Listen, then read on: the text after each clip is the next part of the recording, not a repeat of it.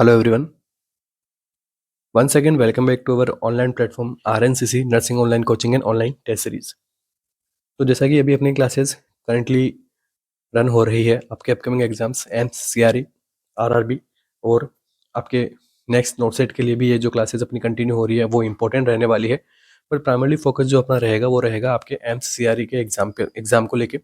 तो उसके अंदर हम कुछ यहाँ पे मॉडल टेस्ट पेपर के अकॉर्डिंग यहाँ पे हम टेस्ट डिस्कशन करेंगे यहाँ पे वीडियो के अंदर MCQ सेशन में। ओके, तो जहाँ पे हम कुछ इंपॉर्टेंट MCQs को रखेंगे, जैसे प्रीवियस ईयर के एग्जाम में MCQs दिए गए थे उसी के सिमिलर, बट थोड़ा उनसे अच्छे पैटर्न के अंदर MCQs हम रखने वाले हैं, क्योंकि इजी MCQ तो हम यहाँ पे सोल्व करवाएंगे जो मैं आपको अदर लिखवा के सोल्व करवा दूंगा ड्यूरिंग क्वेश्चन। जो मैं एक्सप्लेन करवाता हूँ उसमें इजी MCQ आपको मिल जाएंगे और MCQs भी हम यहाँ पे डिस्कस करते रहेंगे, ठीक है। बट थियरी क्लास में जब पढ़ाते हैं वैसे हम नहीं डिस्कस करेंगे यहाँ पे, केवल जो भी लिखवा रहा हूँ वो हर लाइन में आपके MCQ रहने वाला है। तो एज ए आप अपनी नोटबुक को लेके बैठिएगा ताकि आपको जो है एक प्रिसाइज नोट्स आपके पास में बन जाए जो इंपॉर्टेंट हो सकते हैं आपके अपकमिंग एग्जाम्स के लिए, ठीक है। चलिए शुरू करते हैं आज के अपने सेशन को बिना किसी देरी के। MCQ है अपना,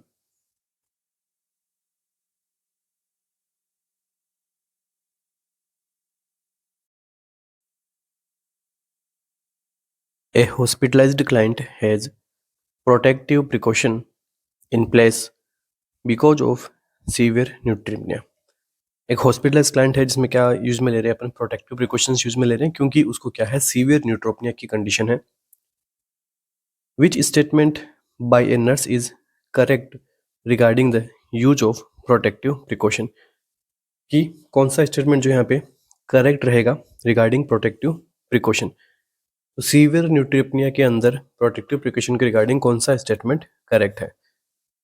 care giver should put on gloves as soon as they enter the client's room, कि जो भी केयर गिवर्स होते हैं उन्हें क्या करना होगा, ग्लोव्स वगैरह का यूज में लेना है जब वो क्लाइंट के रूम में जो है एंटर होते हैं तब। The client should minimize the time spent outside the room, जो क्लाइंट है जिसको सीवियर न्यूट्रोपिया है वो अपना यहाँ पे टाइम को यहाँ पे क्या करे, मिनिमाइज करे, कि आउटसाइड द रूम जो जितना भी वो टाइम कंज्यूम करता था उससे अब और कम करना चाहिए।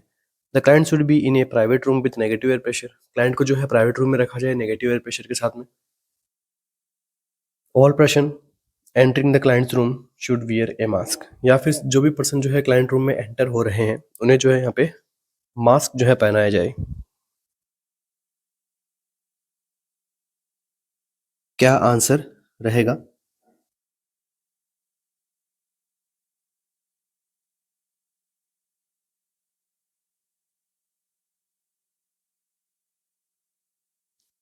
तो देखिए, इन जनरल टर्म के अंदर हम समझे न्यूट्रोपिनिया को, तो यहाँ पे सबसे पहले बात करते हैं कि न्यूट्रोपिनिया हो रही है तो इसका मतलब क्या है। न्यूट्रोपिनिया का मतलब क्या हो गया, यहाँ पे डिक्रीज देखने को मिलता है, या फिर मैं कहूँ वेरी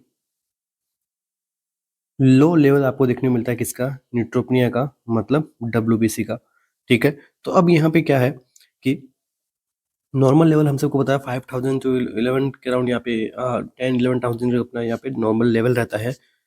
तो ये होता क्यों है? ये होता है अगर क्लाइंट को किसी न किसी प्रकार की क्या चल रही है, कोई कीमोथेरेपी चल रही है, उस कंडीशन के अंदर भी ये देखने को मिलता है। इसके अलावा कोई रेडिएशन थेरेपी चल रही है, इन दोनों कंडीशन में पेशेंट को कौन किसकी रिस्क होती है, सीवियर न्यूट्रोपिनिया की रिस्क होती है, एटसेट्रा। और भी कोई डिजीज वगैरह हो सकती है, ठीक है, बट जनरल इन दोनों की बात करते हैं। तो इसकी वजह से क्या सीवियर यहाँ पे न्यूट्रोपिनिया हो सकता है। क्यों हो सकता है? क्योंकि ये जो कीमोथेरेपी है, ये जो रेडिएशन है, ये क्या करती है, किल करती है। किसको किल करेगी? तो कैंसर सेल्स को यहाँ पे क्या करती है, ये किल करेगी कैंसर सेल्स को। बट कैंसर सेल्स को किल करने के साथ साथ में और ये क्या करवाती है, बोन मेरो सप्रेशन।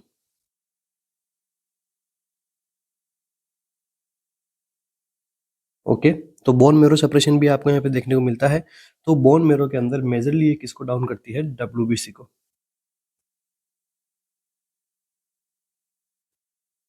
जिससे कि क्लाइंट में इन्फेक्शन होने की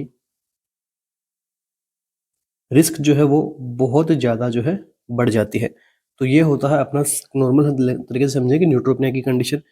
अब देखिए, इंटरवेंशंस क्या करना है हमें, इंटरवेंशन करना है प्रोटेक्टिव प्रिकॉशंस, ठीक है। न्यूट्रोपिनिया का जब केस होता है तो कौन से टाइप का इंटरवेंशन करना है, MCQ में MCQ प्रोटेक्टिव प्रिकॉशंस का हमें ध्यान में रखना है। किस तरीके से? कैसे हम कर सकते हैं प्रोटेक्टिव प्रिकॉशन? तो देखो, एक तो आपको ध्यान रखना है कि अवॉइड करना है आपको क्राउडेड प्लेस को,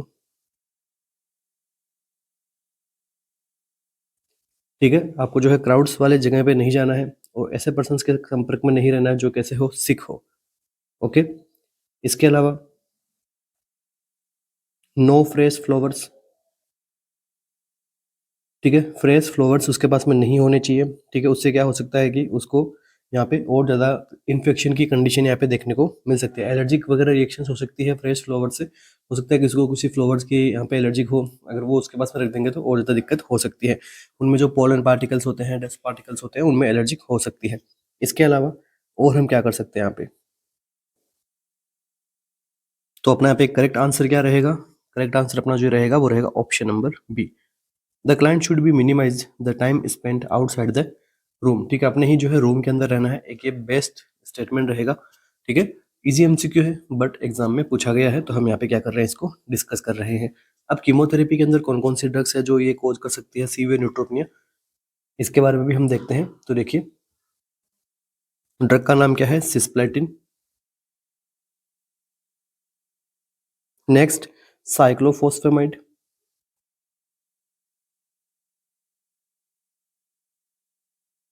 नेक्स्ट, डॉक्सोरुबिसिन। तो ये तीनों जो है ड्रग है, ये क्या कोज करती है? सीवियर यहाँ पे जो है न्यूट्रोपिनिया कोज करने में ये सब क्या है, एबल है।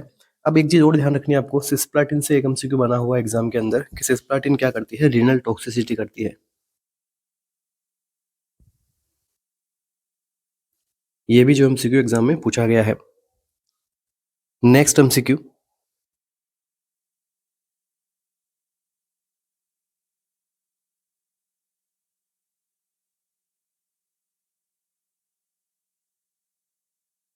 विच laboratory test result perform during 15th to 18th week of pregnancy should a nurse plan to review for a pregnant woman? Pregnant woman में 15 to 18th week of pregnancy पे कौन सा हम यहाँ पे लेबोरेटरी टेस्ट को हम यहाँ पे परफॉर्म करते हैं, जिसे जो है नर्स को यहाँ पे रिव्यू करना चाहिए? Quadruple screening, nuchal translucency testing, 1 hour glucose screening, या फिर इनडायरेक्ट कॉम्स टेस्टिंग? क्या आंसर रहेगा अपना यहाँ पे? कौन से टेस्ट की हम स्टडी करते हैं इस टाइम पीरियड पे?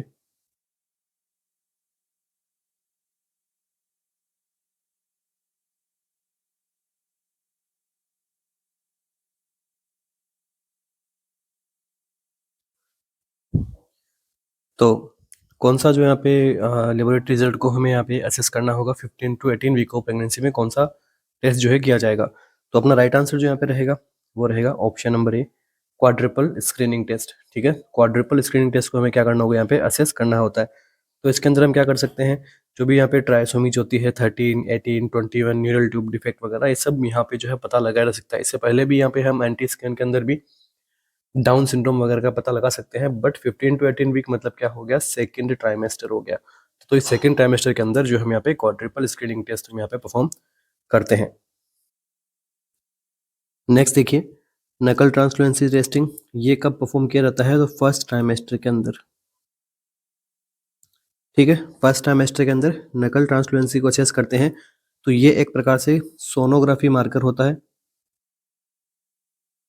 या फिर हमें कहूँ USG based test, USG based ही अपना ये टेस्ट रहती है। इसमें डाउन सिंड्रोम के बारे में हम जो है पता लगा सकते हैं, ठीक है? डाउन सिंड्रोम वगैरह या फिर एनोप्लोइडी के बारे में पता लगा सकते हैं। इसके अंदर हम क्या कर सकते हैं? थिकनेस को असेस करते हैं, ओके? एंटी स्किन में किसको असेस करते हैं? थिकनेस को। और किसकी थिकनेस को हम यहाँ पे असेस करते हैं, ये भी आपको अगर पूछ ले तो फीटल स्पाइन को, ठीक है? फीटल स्पाइन वाले रीजन को, ठीक है? जो नेक के पीछे का रीजन, जो फीटल स्पाइन का जो रीजन रहता है, उस रीजन को हम यहाँ पे असेस करते हैं। नेक्स्ट, अगर आपको पूछे फर्स्ट ट्राइमेस्टर में कब करना है, स्टार्टिंग के वीक में करना है, कब करना है, तो 11 टू लेके 13 वीक्स के अंदर हमें जो है ये टेस्ट परफॉर्म करना होता है। अब आपसे पूछ ले कि थिकनेस तो कितनी होती है, तो अगर इस टेस्ट के अंदर आइए, अगर आप टेस्ट आपका नॉर्मल होता है तो नॉर्मल थिकनेस आपको कितनी मिलती है? 3 mm की। 3 mm की थिकनेस को हम क्या कहते हैं? नॉर्मल कहते हैं, और इससे अगर थिकनेस यहाँ पे ज़्यादा देखने को मिलती है तो वो कहीं ना कहीं सजेस्ट करता है कि हो सकता है उसको क्या हो, डाउन सिंड्रोम जैसी कंडीशंस बच्चे में हो सकती है। तो एंटी स्कैन जो है मोर देन 3 mm अगर आपको देखने को मिले तो it is the marker for down syndrome. इसके बाद में फर्स्ट ट्राइमेस्टर के अंदर जो दूसरा टेस्ट होता है वो कौन सा होता है, सीरम एनालिसिस। ठीक है, एंटी स्कैन के साथ में आपके एक और टेस्ट कर रहा था सीरम एनालिसिस, तो वहाँ पे जो है बीटा एचसीजी, पप्पा, ठीक है, इन सब का लेवल हम यहाँ पे असेस करते हैं। तो वहाँ पे भी जो हम यहाँ पे ट्राइसोमी को यहाँ पे डिटेक्ट कर सकते हैं, ट्राइसोमी 18 को डिटेक्ट कर सकते हैं, ट्राइसोमी 13 को डिटेक्ट कर सकते हैं इस सीरम एनालिसिस के साथ में। तो ये भी जो है इसी टाइम पीरियड के अंदर जनरली किया जाता है। इसके अलावा हम बात करते हैं अपने सेकेंड ट्राइमेस्टर के टेस्ट के बारे में।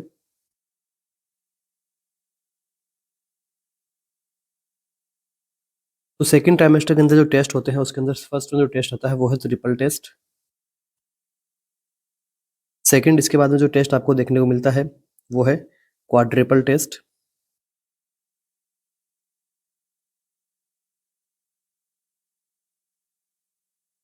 और थर्ड, इस ट्राइमेस्टर में जो टेस्ट मिलता है वो है सीरियल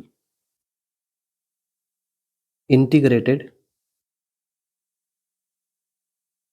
टेस्ट। ठीक है, तो बेसिकली ये 3 टेस्ट यहाँ पे जो है किए जाते हैं। और अगर यहीं से देखो आपको सीरम एनालिसिस एग्जाम में ना देके आपको एग्जाम में दे दे क्या, डबल टेस्ट। तो डबल टेस्ट भी कब होता है, फर्स्ट ट्राइमेस्टर में। तो डबल टेस्ट के अंदर किस किस को हम यहाँ पे असेस करते हैं, तो डबल टेस्ट में हम असेस करते हैं एचसीजी को और पप्पा को। ये दोनों जो है अपन फर्स्ट ट्राइमेस्टर के अंदर करते हैं। डाउन सिंड्रोम को जो है 60% तक ये जो है डिटेक्ट कर सकते हैं। उसके बाद में सेकेंड ट्राइमेस्टर अपने पास में क्या आता है, ट्रिपल टेस्ट आता है, क्वाड्रिपल टेस्ट। क्वाड्रिपल टेस्ट के अंदर हम किसको असेस करते हैं, तो एचसीजी को, एएफपी को, UE3 को और इनहिबिन ए को। और क्वाड्रिपल टेस्ट जो है 75% तक क्या कर सकता है, डिटेक्ट कर सकता है किसको, डाउन सिंड्रोम को। सीरियल इंटीग्रेटेड टेस्ट जिसके अंदर हम किन किन को इंक्लूड करते हैं, तो देखो फर्स्ट वन एचसीजी इसमें इंक्लूड होगा, अल्फा फीटोप्रोटीन इसके अंदर इंक्लूड होगा, एस्ट्रोजन यहाँ पे जो है इंक्लूड होगा, UE3, इसके अलावा इनहिबिन ए ये भी इसके अंदर इंक्लूड होगा, और किसको इंक्लूड करते हैं, पप्पा को। तो ये जो है कितने परसेंट तक डिटेक्ट कर सकता है, 85% तक जो है डाउन सिंड्रोम को यहाँ पे हम पता लगा सकते हैं। उसके बाद में तो फर्दर अपने टेस्ट तो है ही, जैसे एंटी स्कैन हमको देखेंगे तो और ज़्यादा हमें जो है आइडिया इससे लग जाएगा। नेक्स्ट देखिए 1 आवर ग्लूकोज स्क्रीनिंग टेस्ट, ये हम कब परफॉर्म करते हैं, 24 टू 28 वीक्स पे। क्वेश्चन इनसे भी जो है बने हुए हैं।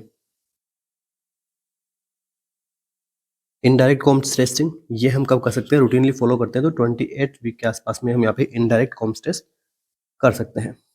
तो ये था अपना एमसीक्यू, काफ़ी इंपॉर्टेंट एमसीक्यू है एग्जाम के अंदर। एग्जाम में इसके रिगार्डिंग एमसीक्यू भी जो बनते आए हैं, पूछे हुए हैं कि डाउन सिंड्रोम के अंदर किसका जो है लेवल इंक्रीज रहता है।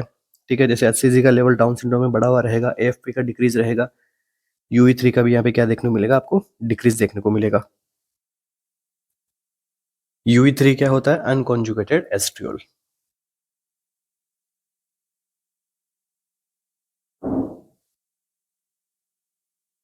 नेक्स्ट एमसीक्यू,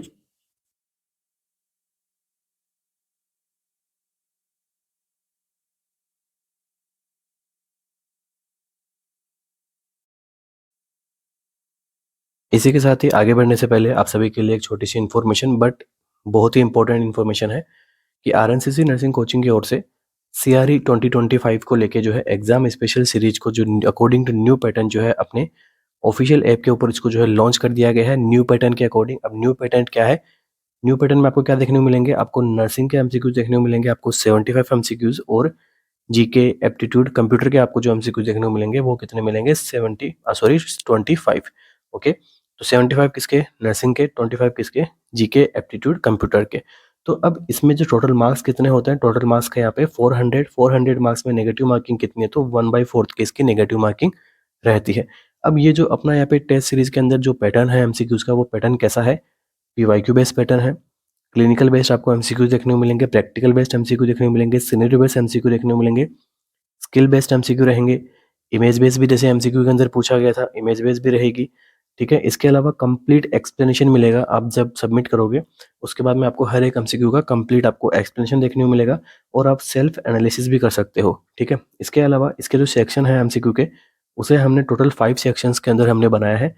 ए सेक्शन जो है 20 एमसीक्यूज का 18 मिनट के अंदर जो है कंप्लीट होगा, अकॉर्डिंग टू एग्जाम पैटर्न रखा गया है, ठीक है। जैसा आपका रियल एग्जाम का एक्सपीरियंस होगा वैसा ही आपको हमें जो है अपने टेस्ट सीरीज के अंदर वो एक्सपीरियंस प्रोवाइड करवा रहे हैं, क्योंकि एग्जाम के अंदर आपको वही चीज़ आपको मैटर करती है कि 18 मिनट के अंदर कैसे जो है 20 एमसीक्यूज आपको सोल्व करने हैं, ठीक है, उस प्रकार से। इसके अलावा टोटल एमसीक्यूज यहाँ पे कितने हैं, 100 आपको यहाँ पे टोटल एमसीक्यूज देखने को मिलते हैं। टोटल ड्यूरेशन जो आपको यहाँ पे देखने को मिलता है वो कितना है, 90 मिनट्स, ठीक है। तो टोटल ड्यूरेशन कितने हैं, 90 मिनट्स। अब आपको ये चीज़ ध्यान में रखनी है कि यहाँ पर जो मंडे टू फ्राइडे अपनी जो टेस्ट सीरीज रहती है, मंडे टू फ्राइडे कैसी टेस्ट सीरीज रहेगी, सब्जेक्ट और टॉपिक टॉपिक वाइज की, मतलब कंप्लीट वोल सिलेबस आपका यहाँ पे हम कवर करवाएंगे टेस्ट सीरीज के पैटर्न में, साथ में फुल एक्सप्लेनेशन के साथ में। तो Monday to Friday subject and topic based आपका टेस्ट रहेगा, ठीक है, मॉर्निंग के अंदर, ठीक है। मॉर्निंग के अंदर Monday to Friday subject and topic wise. Evening के अंदर हम क्या करेंगे, प्री सीआरई 100 एमसीक्यूज टेस्ट हम यहाँ पे कंटिन्यू करेंगे, ठीक है। तो मॉर्निंग के अंदर तो subjects and topic wise test रहेंगे, और इवनिंग जो एग्जाम रहेगा, इवनिंग टाइम के अंदर जो है प्री सीआरई 100 एमसीक्यूज आपका यहाँ पे टेस्ट रहेगा according to CRE pre. Next Saturday Sunday जो है आपका प्री सीआरई टेस्ट आपका यहाँ पे कंडक्ट किया जाएगा मॉर्निंग और इवनिंग में। एक बार जब ये लाइव टेस्ट की बात कर रहा हूँ मैं यहाँ पे, जब लाइव टेस्ट हो जाएंगे, लाइव टेस्ट के बाद में क्या है कि ये जो आपके जो टेस्ट है ये मल्टीपल अटेम्प्ट्स के लिए आपको आपके ऐप के अंदर आपको अवेलेबल मिलेंगे। ऐसे नहीं कि लाइव टेस्ट हो गया तो फिर आप इनको आगे फर्दर जो है एसेस नहीं कर पाओगे, ऐसा नहीं है, ठीक है। अगर किसी प्रकार से लाइव टेस्ट मिस हो रहा है तो करना तो नहीं है हमें मिस, बट अगर फिर भी मिस हो रहा है तो आप इसे जो है मल्टीपल टाइम्स के लिए अटेम्प्ट कर सकते हो। तो ये एक छोटी सी इन्फॉर्मेशन थी रिगार्डिंग अब आवर टेस्ट सीरीज। और ये जो आपका पैटर्न है टॉपिक मंडे टू फ्राइडे, वो आप सबको बताया गया कि किस प्रकार से जो है अकॉर्डिंग टू डेट कि ये जो टेस्ट सीरीज है वो आपका 9 जनवरी से जो है इसको स्टार्ट कर दिया गया है आपकी ऑफिशियल, हमारी ऑफिशियल जो आरएनसीसी की ऐप है वहाँ पे, ठीक है। तो 9 जनवरी को यहाँ पे किसका टेस्ट हुआ था, नर्वस सिस्टम का। तो topic wise subject wise test है। इसके बाद में every Saturday Sunday pre CRE exam special. इसके बाद में वीकली जो pre CRE exam special test है 100 एमसीक्यूज का, वो आपको देखने को मिलेंगे। तो कंप्लीट यहाँ पे क्या है, सिलेबस आपको यहाँ पे बताया गया है। अब इस टेस्ट सीरीज के रिगार्डिंग किसी प्रकार की भी आपकी कोई क्वारीज वगैरह होती है तो आप यहाँ पे नीचे दिए गए हमारे सपोर्टिव नंबर पे कॉल और मैसेज कर सकते हो।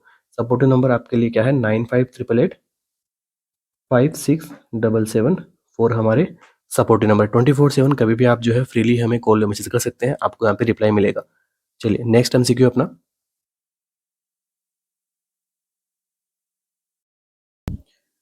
A 28-year-old Primi Gavida has been on lithium for past 2 years. 28-year-old Primi Gravida है जिसने पास्ट 2 ईयर से क्या लिया है, लिथियम लिया है फॉर बाइपोलर डिसऑर्डर। किसके लिए लिया है, बाइपोलर डिसऑर्डर के लिए लिया है। Which of the following is most एलिकुलर एनोमली इन द फिटस। तो अब यहाँ पर मोस्ट कॉमन यहाँ पे कौन सी एनोमली जो यहाँ पे हो सकती है, Ebstein anomaly, neural tube defect, patent ductus arteriosus, या फिर वेंट्रिकुलर सेप्टल डिफेक्ट। क्या आंसर रहेगा, अगर कोई प्रेग्नेंट फीमेल है या फिर जो प्रीमी ग्रेविडा मदर यहाँ पे दी गई है क्वेश्चन में, लिथियम लिया है पास्ट 2 ईयर से बाइपोलर डिसऑर्डर के लिए, तो कौन सी यहाँ पे मोस्ट कॉमन एनोमली यहाँ पे जो है सीन होगी फिटस में, Ebstein anomaly, neural tube defect, patent ductus arteriosus, ventricular septal defect.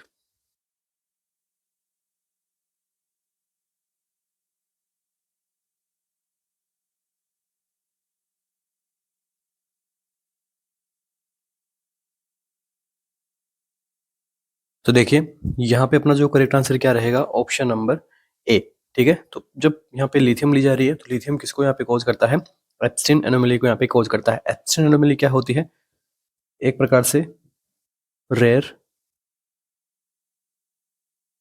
Congenital heart defect होता है, ठीक है, रेयर कंजेनाइटल हार्ट डिफेक्ट होता है। अब इस हार्ट डिफेक्ट में सबसे ज्यादा अफेक्ट कौन होता है, कौन सा पार्ट अफेक्ट होता है, तो affect the tricuspid wall.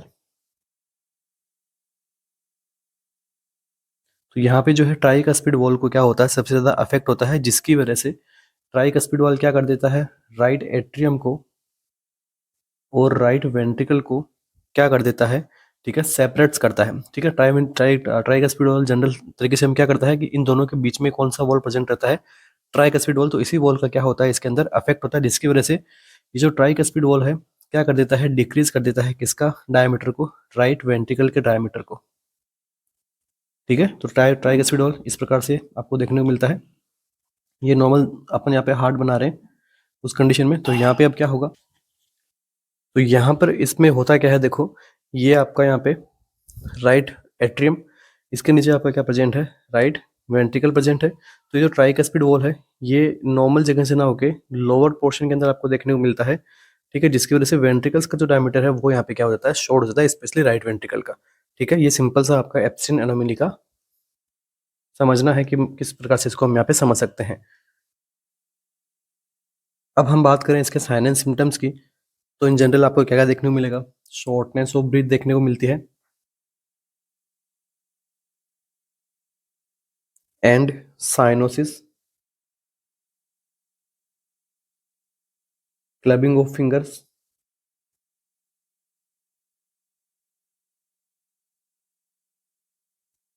Etcetera. तो ये तो जो है सारे सारे क्या है, कॉमन फीचर्स हैं जो लिथियम लेने से प्रेगनेंसी में हो सकते हैं बच्चे में, क्या, एब्स्टिन एनोमली। अब यहाँ पे हम एक चीज को और हम डिस्कस करेंगे, वो है टेरेटोजेनिक ड्रग्स के बारे में।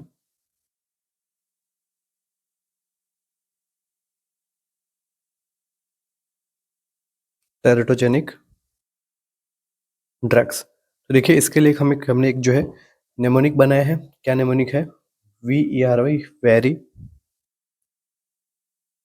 लिटिल कैट पॉ। ठीक है, वेरी लिटिल कैट पॉ। अब देखो वी से क्या हो जाएगा अपने पास में, वेल्पोरेट। लिटिल से क्या आपको देखने को मिलेगा, लिसिनोप्रिल।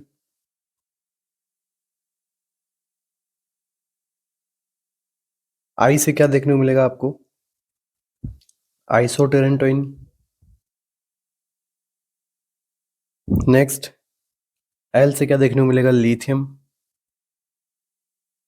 सी से क्या मिलेगा आपको देखने में, तो कोकाइन।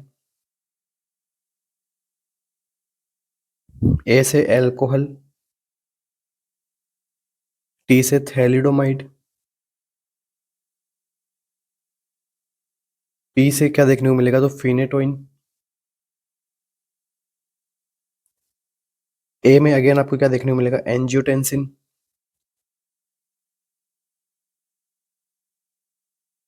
एंड डब्ल्यू से हम क्या देखने को मिल सकता है, तो वारफेरिन। तो ये कुछ यहाँ पे कॉमन ड्रग्स है जो टेरेटोजेनिसिटी जो है कोज करती है। इसके अलावा और भी ड्रग्स हैं, फॉर एग्जांपल जैसे कुछ एंटी थायराइड मेडिकेशन है। जैसे कुछ थायराइड मेडिकेशन फर्स्ट ट्राइमेस्टर में सेफ है, कुछ ट्राइमेस्टर में सेकंड और थर्ड में सेफ है। तो थर्ड थर्ड ट्राइमेस्टर वाले को अगर हम फर्स्ट में देंगे तो वहाँ पे कुछ ना कुछ जो है डिफेक्ट आपको देखने को मिल सकता है। ओके, वैसे ही फिनेटोइन, सोडियम वेलपोरेट, थैलिडोमाइड, टेट्रासाइक्लिन, तो इन सब के भी यहाँ पे कहीं ना कहीं यहाँ पे इफेक्ट आते हैं। टेरेटोजेनिसिटी ये भी क्या करती है, कॉज करती है। नेक्स्ट MCQ,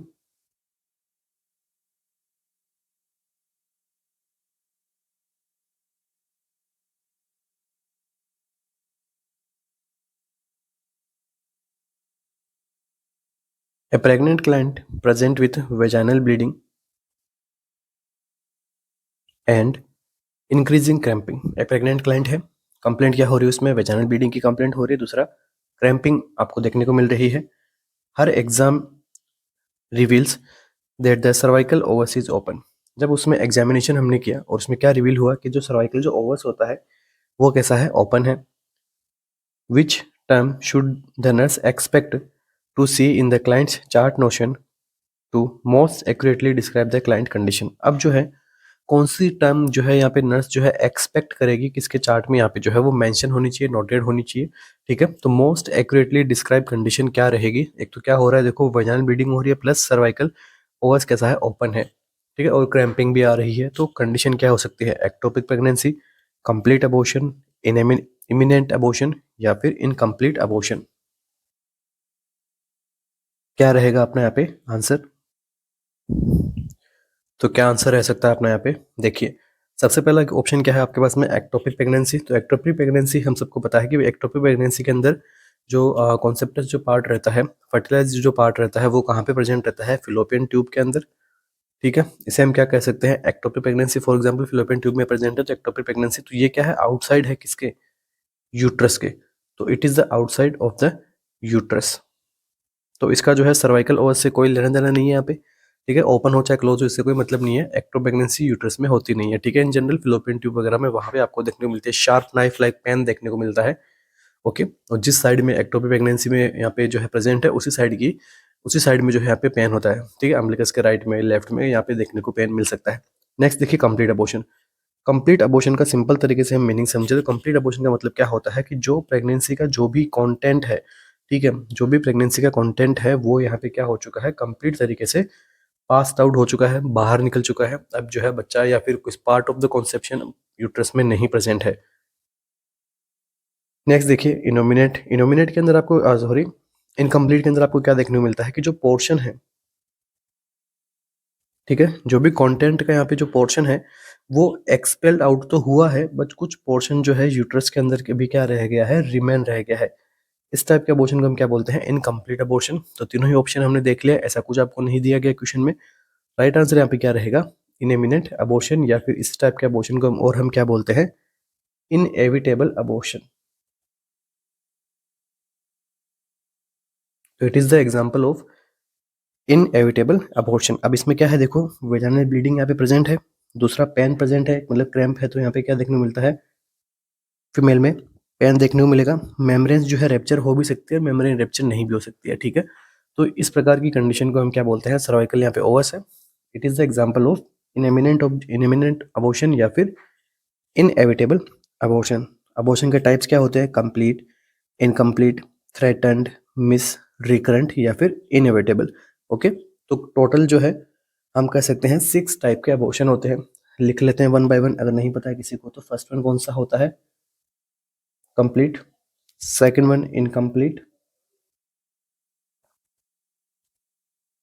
थर्ड वन क्या देखने को मिलता है? थ्रेटन्ड। फोर्थ वन टाइप क्या देखने को मिलता है आपको? Missed. Fifth one recurrent. And six one type कौन सा है? इनएविटेबल। बस ये जनरल ओवरव्यू है अबॉर्शन को लेके। आगे और हम एमसीक्यू डील करेंगे, तब हम बाकी के अबॉर्शन के टाइप्स को डिस्कस करेंगे। नेक्स्ट एमसीक्यू है अपना,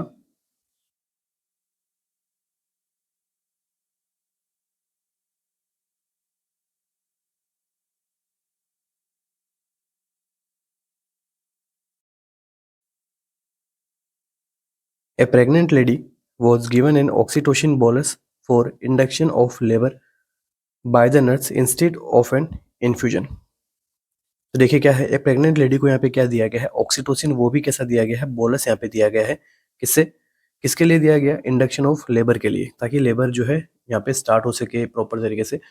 bye the nurse instead of an infusion, मतलब नर्स ने क्या किया है? बोलस दिया है। क्या देना चाहिए? इन्फ्यूजन देना चाहिए। ठीक है, तो ऐसा कुछ यहाँ पे क्वेश्चन आपको बता रहा है। What will be the side effect of giving oxytocin bolus? अब जो हम यहाँ पे ऑक्सीटोसिन दे रहे हैं, इसका क्या साइड इफेक्ट हमें देखने को मिल सकता है? हाइपरग्लाइसीमिया, हाइपोग्लाइसीमिया, हाइपोटेंशन या फिर मैटरनल सीजर। कौन सी कंडीशन आपको देखने को मिलेगी अगर यहाँ पे ऑक्सीटोसिन को हम बोलस अगर आप यहाँ पे प्रोवाइड करते हैं तो?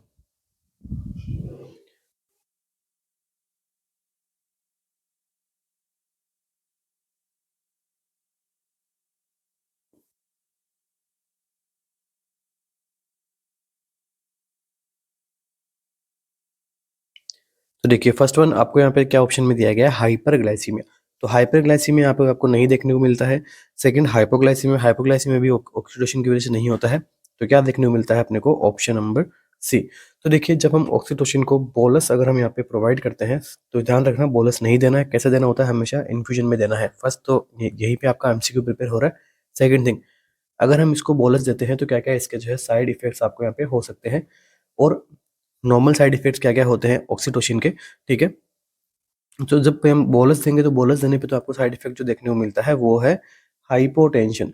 ठीक है, तो बोलस देंगे हाइपोटेंशन की रिस्क जो है यहाँ पे बढ़ जाती है। अदर साइड इफेक्ट की अगर हम बात करें तो यहाँ पे क्या देखने को मिलता है, first one uterine hyper stimulation,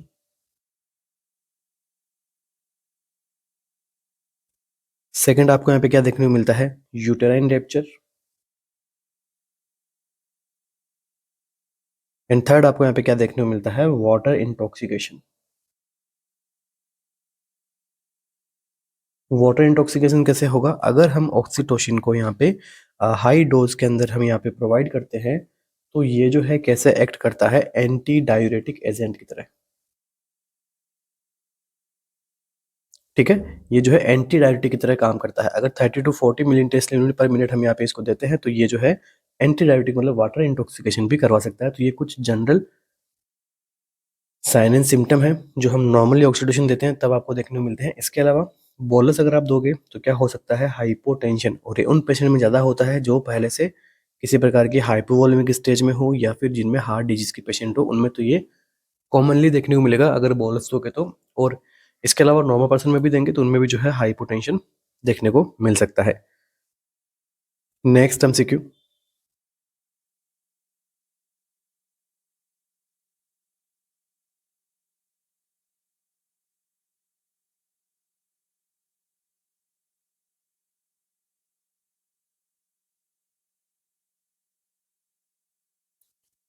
A primigravida underwent a normal vaginal delivery conducted by an intern. एक प्रीमी ग्रेविडा है जो एक नॉर्मल वेजाइनल डिलीवरी में यहाँ पे प्रेजेंट है, और इसको कौन कंडक्ट कर रहा है, एक इंटर्न यहाँ पे कंडक्ट कर रहा है।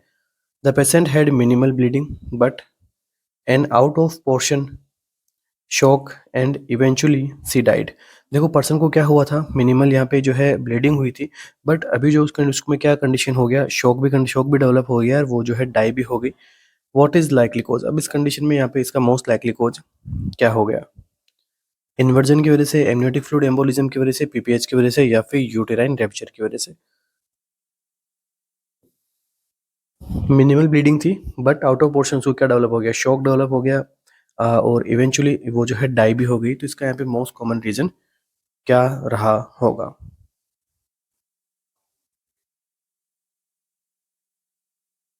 तो देखिए यहाँ पे क्या कंडीशन डेवलप हो सकती है कि पेशेंट जो है शॉक में चला जाए और वो डाई भी हो जाए।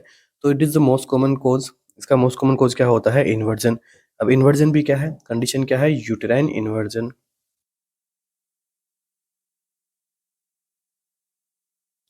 सबसे पहला तो एमसीक्यू यहीं सही से बनता है कि यूटेराइन इन्वर्जन जो है कौन सी स्टेज में आपको देखने को मिलता है।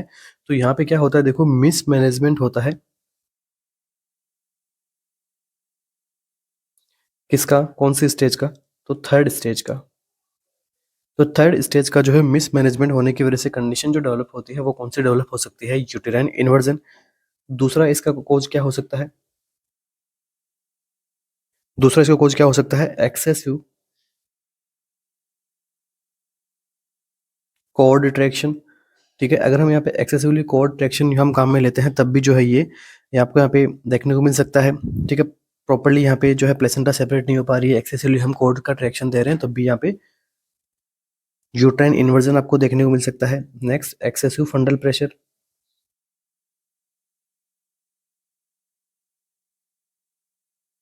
इसकी वजह से भी जो है यूट्राइन इन्वर्जन की कंडीशन आपको देखने को मिल सकती है। प्लेसेंटा एक्रीटा, ठीक है, उसकी वजह से भी कॉमन है, सारे सारे जो है कॉमन कंडीशंस है या फिर कॉमन हम कह सकते हैं कि रिस्क फैक्टर है जिनमें जो है यहाँ पे यूट्राइन इन्वर्जन आपको देखने को मिल सकता है। अब यूट्राइन इन्वर्जन की जो है जनरल हम बात करते हैं तो 4 डिग्री होती है। डिग्री ऑफ यूटेराइन इन्वर्जन, तो फर्स्ट जो डिग्री होती है उसमें क्या देखने को मिलता है आपको, जो यूट्राइन इन्वर्जन है मतलब inverted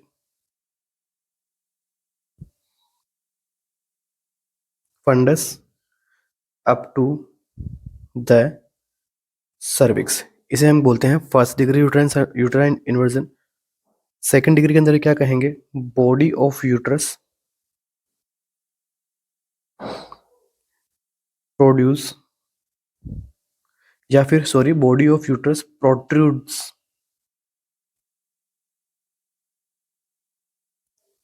throw cervix into vagina. मतलब क्या हो गया कि यूट्रस की जो बॉडी है वो प्रोट्रूड हो रही है सर्विक्स से वेजाइना की ओर।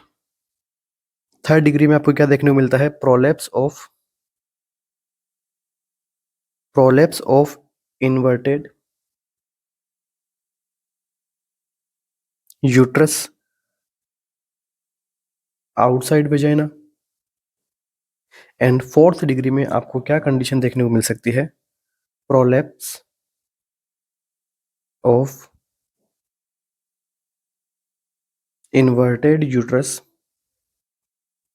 And vagina. मतलब देखो फर्स्ट वन में क्या हो रहा है? इन्वर्टेड फंडस, फंडस का यहाँ पे क्या हो रहा है? इन्वर्सन हो रहा है, किसकी तरफ हो रहा है? सर्विक्स की तरफ। सेकंड क्या है? Body of uterus protrude through cervix into vagina, की सर्विक्स के थ्रू जो है यूट्रस की जो बॉडी है वो वेजाइना की ओर आ रही है। थर्ड वन क्या है? Prolapse of inverted uterus outside vagina, अभी जो है यूट्रस वेजाइना से बाहर आ गया है। फोर्थ स्टेज में क्या है? Prolapse of inverted uterus and vagina, vagina और यूट्रस दोनों ही कंडीशन में वो जो है दोनों ही यहाँ पे क्या है? बाहर की ओर आपको दिखाई दे रहे हैं। तो इनसे क्या क्या साइन एंड सिम्टम्स डेवलप होते हैं अपने या फिर मदर के? एक तो यहाँ पे जो है सीवियर एब्डोमिनल पेन यहाँ पे देखने को मिल सकता है, ठीक है, या फिर मैं कहूँ पोस्टमार्टम हेमरेज की कंडीशन भी जो है क्लाइंट में आ सकती है। पेशेंट जो है शॉक के अंदर जा सकता है, मतलब सडन जो है पेशेंट कोलैप्स में जा सकता है। ओके। इसके अलावा और आपको क्या देखने को मिलेगा? यूट्रस के अंदर किसी प्रकार का वहाँ पे फंडस वगैरह आपको यहाँ पे फील नहीं होगा। ओके। इसके अलावा नेक्स्ट यहाँ पे कैरेक्टरिस्टिक फीचर की अगर हम बात करें तो आपको क्या देखने को मिलता है? डार्क रेड ब्लू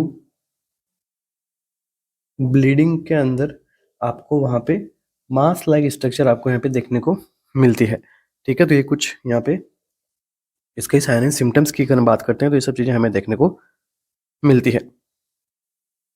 तो फिर बाद में इसको अगर ऐसा हो कंडीशन हो जाती है तो हम क्या कर सकते हैं? फिर कोई मैनुअल रिप्लेसमेंट करते हैं वापस से सूचर का, कि भाई मैनुअली जो है अपन यहाँ पे यूट्रस को जो है अंदर की तरफ जो है वापस से धकेलेंगे, वापस से रिप्लेस करेंगे यूट्रस को इंटरनल साइड के अंदर जो भी इन्वर्टेड पार्ट है वहाँ पे। इसके अलावा जो है एक यहाँ पे हाइड्रोस्टेटिक मेथड होता है, ठीक है, वाटर वगैरह वहाँ पे भर के जो है वहाँ पे सुलिवन हाइड्रोस्टेटिक मेथड बोलते हैं इसको हम। इसके अलावा और हम यहाँ पे क्या सर्जिकल रिप्लेसमेंट कर सकते हैं। जो यहाँ पे कॉर्ड के ऊपर एक्सेसिवली ट्रैक्शन लग रहा था तो उसमें क्या कर सकते हैं? कंट्रोल कॉर्ड ट्रैक्शन कर सकते हैं। प्लेसेंटा सेपरेशन के साइन को हम देख सकते हैं, गस ऑफ ब्लीडिंग वगैरह वो सब चीज़ें हमें यहाँ पे जो है ध्यान में रखते हुए आगे बढ़ना है। अगर ऐसी कोई सिचुएशन आपके सामने हो रही है तो इसको हम इजीली जो है हम यहाँ पे ओवरकम कर सकते हैं। तो यहाँ पे अपना करेक्ट आंसर क्या रहेगा? इन्वर्जन। नेक्स्ट आगे देखिए, एक बार मैं आपको इनकी इमेज भी दिखा देता हूँ जो अभी हमने 4 डिग्रीज एक्सप्लेन की है, वो हम देखते हैं।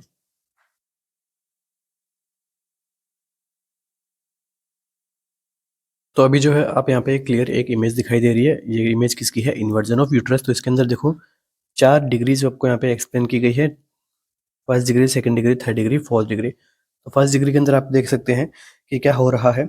जो फंडस पार्ट है यूट्रस का, ठीक है, जो टॉप पार्ट है या फिर मैं कहूँ जो फंडस पार्ट है यूट्रस का, वो क्या कर रहा है? कोलेप्स कर रहा है।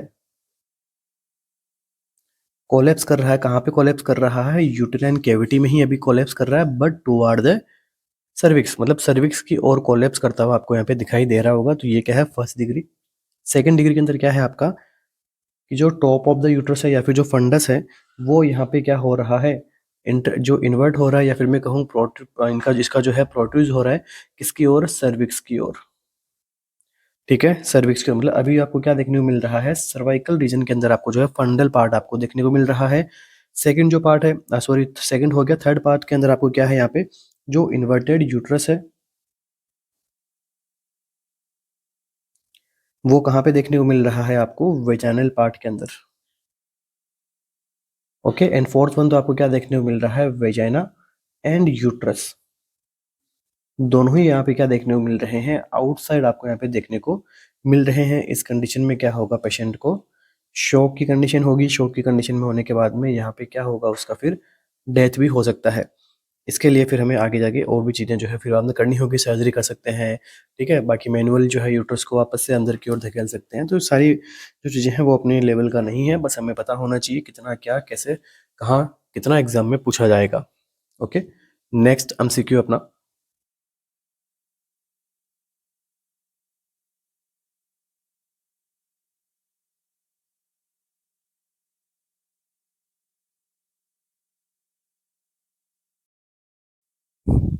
नेक्स्ट देखिए अगेन लास्ट एमसीक्यू जैसे ही एक सिमिलर एमसीक्यू और अपने पास में, an intern conducting delivery observe mother developing breathlessness, hypotension, tachycardia, collapsing, shock is out of portion to bleeding.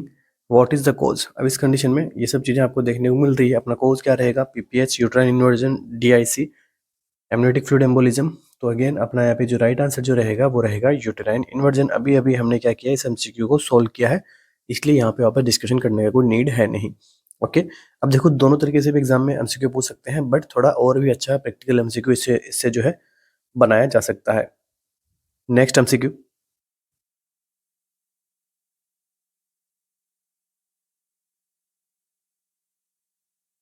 an 18-year-old male fainted in the lift after hyperventilating for 2 minutes due to claustrophobia. What is the underlying cause of his fainting? देखिए क्या बोला गया है कि एक 18-year-old male patient है, ठीक है, पर्सन है, जो क्या हो गया, फेंट हो गया है लिफ्ट में। अब उसको क्या था कंडीशन, उसको क्लस्ट्रोफोबिया था, क्लोज पैलेस से उसको क्या था, फोबिया था। तो लिफ्ट में जैसे ही वो गया तो उसने क्या करने लगा, वो फोबिया की वजह से हाइपर वेंटिलेट करने लग गया। अब हाइपर वेंटिलेट करने लग गया तो 2 मिनट्स के बाद में उसको क्या हो गया, फेंट हो गया। अब इसका अंडरलाइंग कॉज आपसे पूछा गया है, buildup of CO2, hypotension, wash out of CO2 या फिर हाइपोक्सिया। क्या आंसर रहेगा?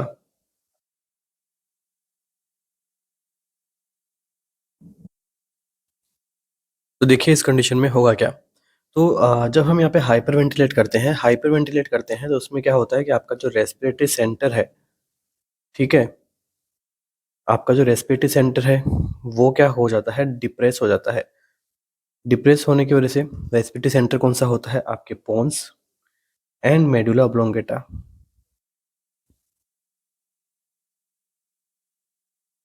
ठीक है, ये क्या हो जाते हैं, डिप्रेस हो जाते हैं, जिसकी वजह से क्लाइंट को क्या होती है, fainting due to hyper ventilation.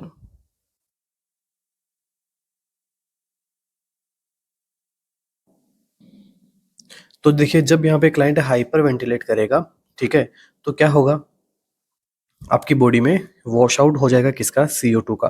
Right answer क्या रहेगा यहाँ पे, ऑप्शन नंबर सी अपना करेक्ट आंसर रहेगा। नेक्स्ट एमसीक्यू,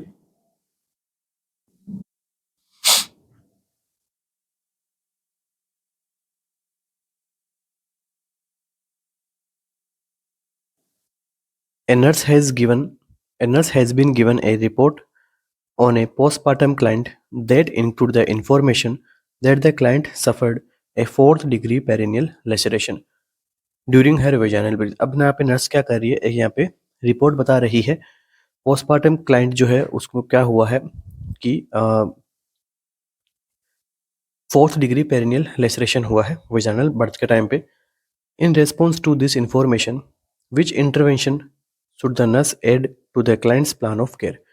अब इस इंफॉर्मेशन के बेसिस पे, इस इंफॉर्मेशन के रेस्पॉन्स को लेके यहाँ पे जो है कौन सा इंटरवेंशन जो है यहाँ पे नर्स उस क्लाइंट के प्लान ऑफ केयर में ऐड करेगी। ठीक है, should the nurse add the client's plan of care. देखिए limit ambulation to the bath for privilege only, monitor the uterus for soreness every 2 hours, instruct the client on a high fiber diet, administer stool softener, decrease fluid intake to 100 ml every 24 our. तो देखिए fourth degree perennial laceration हुआ, इस condition में क्या करना चाहिए, किसको जो है, कौन से इंटरवेंशन को जो है प्लान ऑफ केयर में ऐड करना होगा।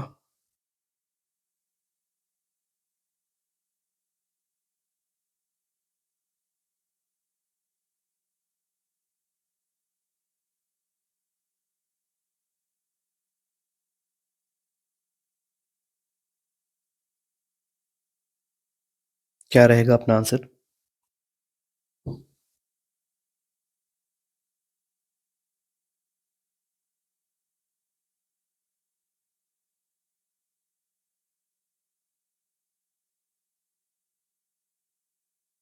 तो देखिए सबसे पहले देखिए ऑप्शन नंबर डी क्या बोल रहा है, decrease the fluid intake. Fluid intake को कभी भी ऐसे कंडीशन में हमें डिक्रीज नहीं करना है, हमें क्या करना चाहिए, यहाँ पे इंक्रीज रखना चाहिए ताकि कॉन्स्टिपेशन वगैरह ना हो क्लाइंट को।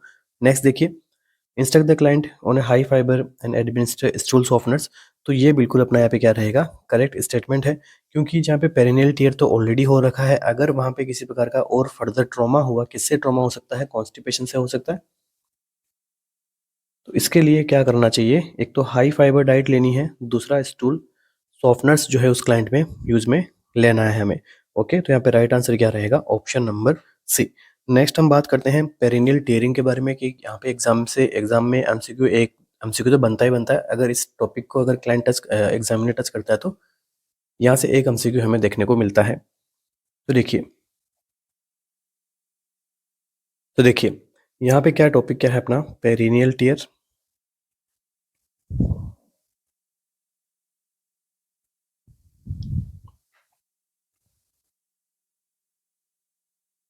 फर्स्ट वन देखिए, फर्स्ट डिग्री में क्या बताया गया है, फर्स्ट डिग्री के अंदर क्या होता है, इन्वॉल्व स्किन। तो फर्स्ट डिग्री के अंदर किसको इन्वॉल्व किया जाता है, केवल और केवल स्किन को ही यहाँ पे इन्वॉल्व करते हैं फर्स्ट डिग्री के अंदर।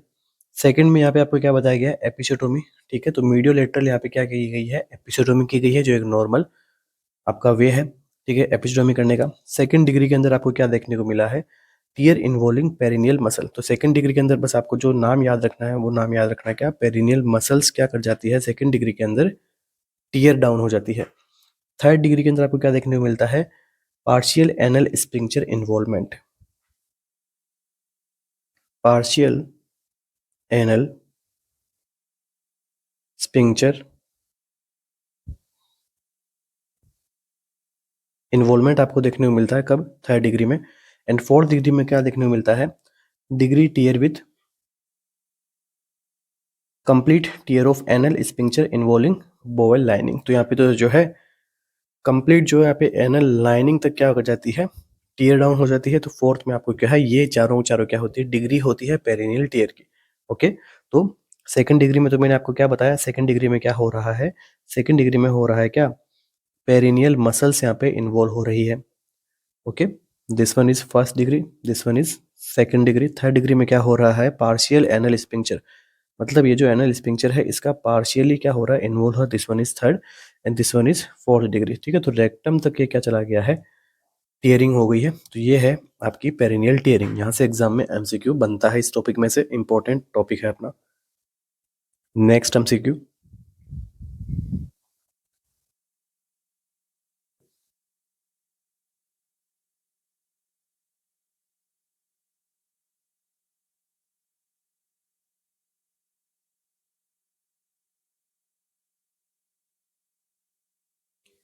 a patient with right leg arterial stenosis is being taken for angioplasty. Which one of the following is incorrect about this procedure?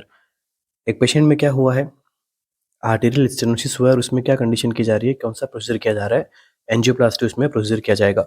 Which one of the following is incorrect about this procedure. अब कौन सा यहाँ पे following procedure जो है वो incorrect है इस प्रोसीजर में, या फिर मैं कहूँ कौन सा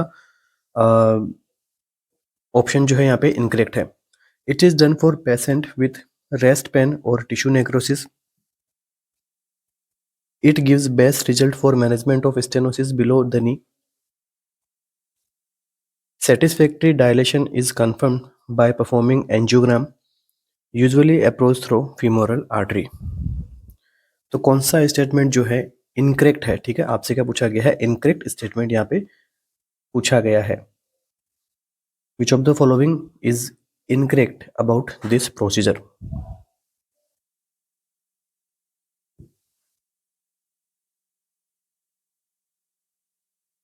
तो देखिए, एंजियोप्लास्टी जो होता है वो मीडियम साइज वेसल के लिए काफ़ी अच्छा रिस्पॉन्स करता है, बेस्ट रिजल्ट आता है मीडियम साइज वेसल्स वगैरह होती है तो। इसके अलावा अबोव नी, ठीक है, ऐसी वेसल्स जो कहाँ पे है, अबोव नी वाले रीजन में है, उनमें ये काफ़ी बेस्ट यहाँ पे रिजल्ट निकालता है। तो देखो यहाँ पे क्या लिखा गया है ऑप्शन नंबर बी में, it gives best result management of stenosis below the नी। तो बिलो द नी यहाँ पे बेस्ट नहीं है, किससे बेस्ट है, अबोव द नी। ठीक है, तो एंजियोप्लास्टी जो है इंडिकेट होती है पेशेंट में रेस्ट पेन टिश्यू नेक्रोसिस वगैरह होता है, उस कंडीशन में ये की जाती है। तो कुछ स्टेप्स होती है एंजियोप्लास्टी के स्टेप्स के अंदर। फर्स्ट वन आपको क्या करना है, एंजियोप्लास्टी जिस पेशेंट की होनी है उस पेशेंट में क्या दिया जाता है, एस्प्रिन जो है उस पेशेंट के अंदर दी जाती है। कितनी डोज रखते हैं, 325 mg जो है इस पेशेंट के अंदर एस्प्रिन हम देते हैं, या फिर हम देते हैं क्लोपिडोग्रिल। ठीक है। क्लोपिडोग्रिल की हम क्या देते हैं, लोडिंग डोज देते हैं सर। ठीक है, तो क्लोपिडोग्रिल की लोडिंग डोज कितनी होती है, ये होती है 300 से 600 mg की। ठीक है, तो फर्स्ट स्टेप हो गया। सेकंड स्टेप क्या होता है, ड्यूरिंग द प्रोसीजर यहाँ पे क्या यहाँ पे यूज में लेते हैं, अनफ्रैक्शनेटेड हिपेरिन।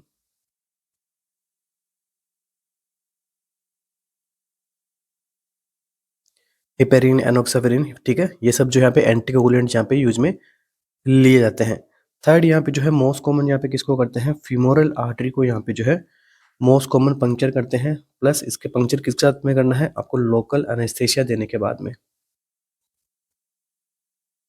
इसके बाद में यहीं से हम क्या इंक्लूड करते हैं, गाइड वायर को जो है पेशेंट की बॉडी के अंदर यहाँ पे इंट्रोड्यूस करते हैं, जहाँ पे स्टेनोसिस है, जहाँ पे ओकलजन है। ठीक है, तो उसे जो है यहाँ पे बैलून को बैलून के अंदर यूज में लेते हैं, तो गाइड वायर के अंदर उसको जो है लीजन्स को उसके अंदर फंसा के बाहर निकाल लेते हैं। जब एंजियोप्लास्टी एक बार हो जाती है, तो उसको बाद में जो है डायलेशन को कंफर्म करने के लिए फिर हम बाद में फर्दर क्या करते हैं, angiogram,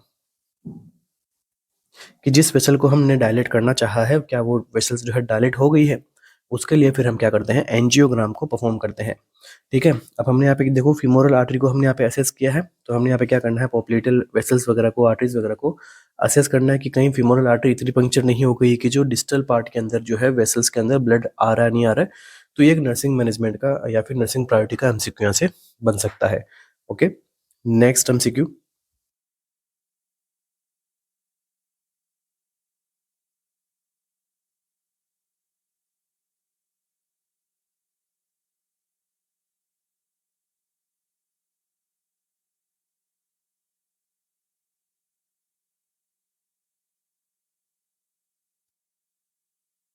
A patient who has been recently diagnosed with hypertension cannot control of his blood pressure by lifestyle modification।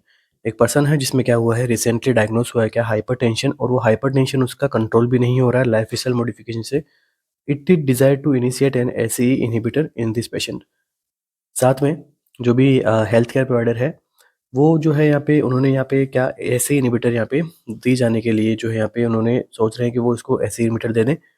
All of the following test need to be done prior to initiate of drug therapy except. तो ऐसी ही inhibitors therapy देने के लिए कुछ test वगैरह यहाँ पे करवाए जाते हैं जो करवाने चाहिए, बट एक को छोड़ के, एक्सेप्ट वन। तो कौन सा टेस्ट हम नहीं करवाते हैं ऐसे इनहिबिटर देने से पहले, urine pregnancy test, renal artery Doppler, serum potassium concentration या फिर serum calcium concentration.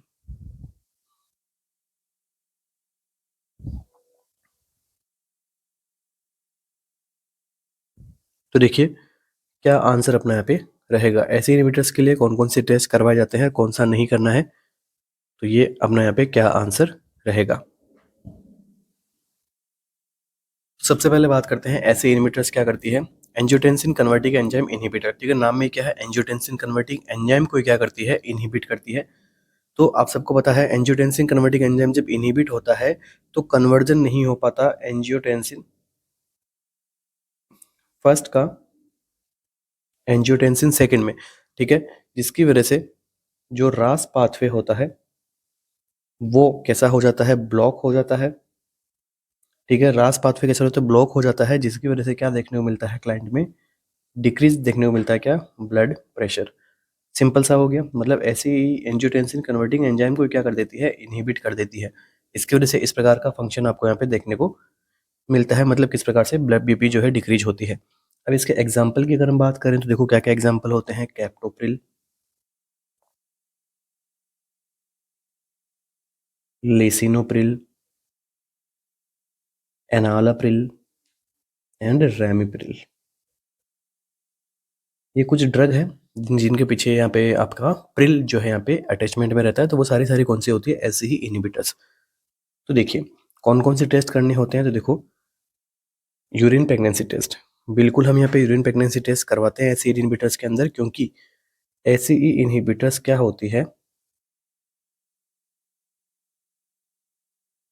Contra indicate होती है किसमें, प्रेगनेंसी में, क्योंकि ये कैसी ड्रग है, टेरेटोजेंस।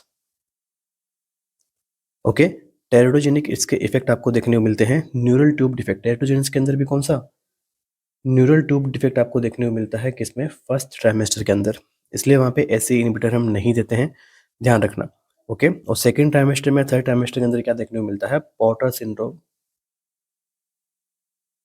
इसलिए ऑप्शन नंबर ये तो करवाना ही है, क्योंकि अगर प्रेग्नेंट हो गई क्लाइंट एसई इनहिबिटर दे रहे हैं तो ये कंडीशन डेवलप हो सकती है। Next, renal artery Doppler. तो यहाँ पे क्या देखने को मिल सकता है, अगर वहाँ पर आपको क्या देखने को मिला, ऐसे ही इनहिबिटर्स अगर है, रीनल आर्टरी हम यहाँ पे स्टडी करते हैं, अगर आर्टरी के अंदर किसी प्रकार का क्या हो, स्टेनोसिस हो, ठीक है, तो वो फिर क्या क्रीज करेगा, डिक्रीज करेगा किसको, ग्लोमेरुलस फिल्ट्रेशन रेट। तो टॉक्सिसिटी हो सकती है इसकी, हाइपरकैलेमिया वगैरह आपको यहाँ पे देखने को मिलता है। इसलिए सीरम पोटेशियम का लेवल भी यहाँ पे हम असेस करते हैं, क्योंकि ऐसे इनहिबिटर क्या कॉज करवाती है, हाइपरकैलेमिया। ठीक है, तो पहले से अगर पोटेशियम हाई है तो पेशेंट को जो है हम नहीं प्रोवाइड करेंगे किसको, ऐसे ही इनहिबिटर्स को। ठीक है, क्योंकि ये खुद जो है हाइपरकैलेमिया कोज करवाती है। तो लिख लीजिए मेरे साथ साथ में, अगर किसी ने नहीं लिखे हैं तो यहाँ पे। नेक्स्ट देखिए, सीरम कैल्शियम कंसंट्रेशन। तो इस कंडीशन में सीरम कैल्शियम का यहाँ पे कोई कंसंट्रेशन हम यहाँ पे असेस नहीं करते हैं। तो राइट आंसर अपना यहाँ पे जो रहेगा डी रहेगा, क्योंकि आपको क्या पूछा है, एक्सेप्ट करके आपको पूछा है कि कौन सा जो है प्रियर टेस्ट नहीं करवाना है, तो उसमें एक्सेप्ट में कौन सा आएगा, सीरम कैल्शियम कंसंट्रेशन। बाकी सारे कराएंगे, यूपीटी कराएंगे, टेनल आर्टरी डॉपलर कराएंगे, और सीरम पोटेशियम कंसंट्रेशन भी यहाँ पे करवाते हैं।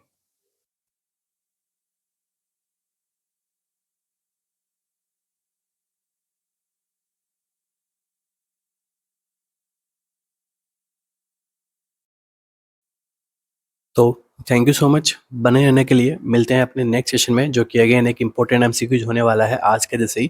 ठीक है, हम कोशिश करते हैं डे बाय डे अपने जो लेवल को अप करने की। ठीक है, आपके जो बेंचमार्क है उसके ऊपर सेट होने की, कि क्या है आरएनसीसी।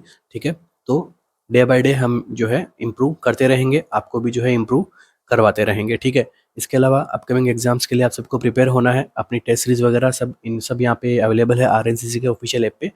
यहाँ पे आपको जो अपने सपोर्टिव नंबर्स वगैरह जो आपको दे रहे होंगे, उसके ऊपर आप कॉल और मैसेज करके इन टेस्ट सीरीज के रिगार्डिंग, आपके लाइव क्रैश कोर्स के रिगार्डिंग, या फिर लाइव बैच के रिगार्डिंग, ठीक है, इन सब के लिए आप जो है इन्फॉर्मेशन आप प्राप्त कर सकते हो। तो wish all the best, thank you so much बने रहने के लिए। मिलते हैं अपने नेक्स्ट सेशन में, तब तक पढ़ते रहिए, आगे बढ़ते रहिए। Thank you.